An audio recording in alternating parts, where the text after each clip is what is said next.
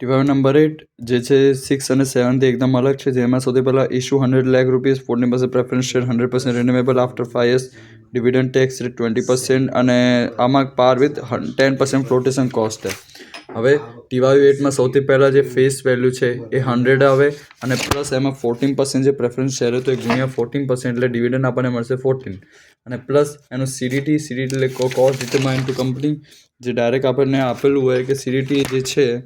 એ અહીંયા જો dividend tax rate 20% છે, તો 14ના 20% કરશું તો આપણને 2.8 મળી જશે. પછી જે રિન્યુએબલ વેલ્યુ છે 100 આપેલી જ છે આપણને, જો આ રહી શેર ઓફ 100% રિન્યુએબલ એટ પાર 100 આપેલી જ છે, અને આમાં પણ બધા પ્રીમિયમમાં કહે છે, એટલે નેટ પ્રોફિટમાં ડાયરેક્ટ 100 માઇનસ 10%, 10 જે છે ફ્લોટેશન કોસ્ટ, તો -10 કરી દઈશું, આવી જશે 90. અને પછી આમાં formula KP is equal to PD plus CDT plus RV upon, આ જે છે એ બંને સેમ જ હશે, ખાલી અહીંયાનું ફોર્મેટ બદલાશે ગુણ્યા 100, એટલે 14 જે પીડી આપણે શોધ્યું એ ઓપનનું, અને પ્લસ સીડીટી એટલે કે 2.8 પ્લસ 100 અને -90, આ આપણું છે જ, અને 100%, આપણો આન્સર પછી આવી જશે.